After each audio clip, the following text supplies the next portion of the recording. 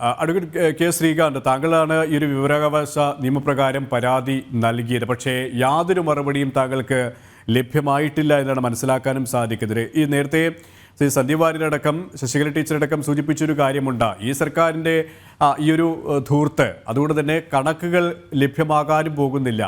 എന്താണ് താങ്കൾക്ക് ലഭിച്ച മറുപടി? ഇനിയിപ്പോൾ ഈ ഒരു വിവരാവകാശ നിയമപ്രകാരം പോലും മറുപടി ലഭ്യമാകാത്ത സാഹചര്യത്തിൽ ഇനിയുള്ള താങ്കളുടെ ഇടപെടലും ഏത് തരത്തിലാകും? ഇത് സർക്കാർ സംഘടിപ്പിച്ചൊരു പരിപാടിയാണ്. അങ്ങനെയാണ് മറുപടി കിട്ടിയിട്ടുള്ളത്. ഇതിന് പക്ഷേ ഈ സർക്കാർ സംഘടിപ്പിച്ച പരിപാടിക്ക് എത്ര രൂപയാണ് സർക്കാർ നൽകിയിട്ടുള്ളത് എന്നതിനുള്ള മറുപടി സർക്കാർ യാതൊരു പൈസയും നൽകിയിട്ടില്ല, പണം നീക്കിവെച്ചിട്ടില്ല എന്നുള്ളതാണ്. അങ്ങനെയാണെങ്കിൽ സ്വാഭാവികമായിട്ടും ഇത്രയും ആർഭാടമായിട്ട് നടത്തുന്ന ഒരു പരിപാടിക്ക് ആരാണ് ഇതിന്റെ ചെലവ് വഹിക്കുന്നത് എന്നതിനുള്ള മറുപടി ഇല്ല എന്ന് പറഞ്ഞാൽ ഒരു മറുപടിയും ജില്ലാ കളക്ടറേറ്റിൽ ലഭ്യമല്ല എന്നുള്ളതാണ്. ജില്ലാ കളക്ടറാണ് എല്ലായിടത്തെയും മുഖ്യ സംഘാടകൻ അദ്ദേഹമാണ്. അദ്ദേഹത്തിന്റെ നേതൃത്വത്തിലാണ് എല്ലാ ജില്ലകളിലും പരിപാടികൾ സംഘടിപ്പിക്കുക. അപ്പൊ അത്തരം ഒരു ഉദ്യോഗസ്ഥന്റെ പക്കൽ കണക്കില്ല, വരവ് എത്രയാണെന്ന് വിവരമില്ല. അതുപോലെ തന്നെ ഇതിലെ സർക്കാർ പരിപാടിയാണ്. സർക്കാർ പരിപാടികൾ ചെലവഴിക്കുമ്പോൾ അതിന് മാനദണ്ഡങ്ങളുണ്ട്, നിയമങ്ങളുണ്ട്, ചട്ടങ്ങളുണ്ട്. അതെങ്ങനെയാണ് ചെലവഴിക്കേണ്ടതെന്ന് ആ ചട്ടങ്ങളെല്ലാം മറികടന്നുകൊണ്ട് കാറ്റിൽ പറത്തിക്കൊണ്ടാണ് ഇതിന്റെ ചെലവ് വഹിച്ചിട്ടുള്ളത്. ടെൻഡർ നടപടികൾ സ്വീകരിച്ചിട്ടില്ല. ഇത് ഓരോ കാര്യത്തിന് വേണ്ടി ചെലവഴിക്കുമ്പോൾ സർക്കാരിന്റെ മാനദണ്ഡമുണ്ട്, അതിന് ഇവിടെ പാലിച്ചിട്ടില്ല എന്നുള്ളതാണ് ആ മറുപടി കൊണ്ട് മനസ്സിലാക്കേണ്ടത്. അപ്പം ഇതിനകത്ത് പണം പിരിക്കാൻ റെസീറ്റ് പ്രിന്റ് ചെയ്തിട്ടുണ്ടോ എന്ന വിവരം അടക്കം ജില്ലാ കളക്ടറേറ്റിലില്ല.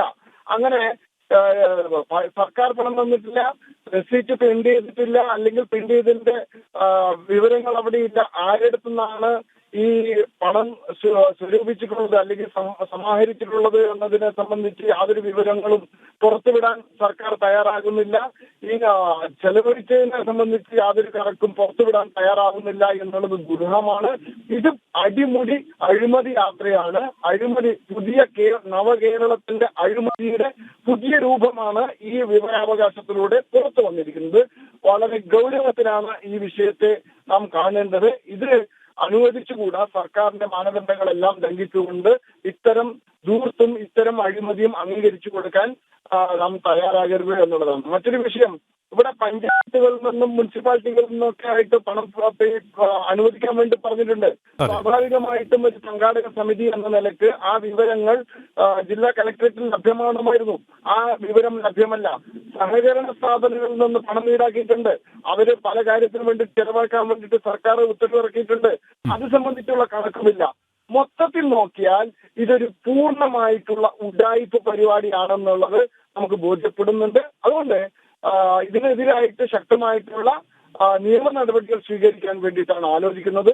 ഈ കേരളത്തില് ഇത്തരം കാര്യങ്ങൾ സർക്കാർ തന്നെ അഴിമതി നടത്തുന്ന അപൂർവമായിട്ടുള്ള, ഇത്രയും പരസ്യമായിട്ട് അഴിമതി നടത്താൻ ഒരു ലൈസൻസ് കൊടുത്തതുപോലെയാണ് CPM പാർട്ടിയുടെ MLA മാരും. അതുപോലെ തന്നെ ഇവിടെയാണെങ്കിൽ മഞ്ചേശ്വരത്ത് ജില്ലാ പഞ്ചായത്ത് പ്രസിഡന്റാണ്, ഒരു സംഘാടക സമിതിയുടെ ചെയർമാൻ. അങ്ങനെ പാർട്ടിക്കാരായിട്ടുള്ള ആൾക്കാർ ഇതിന് ചെയർമാൻമാരാകുന്നു.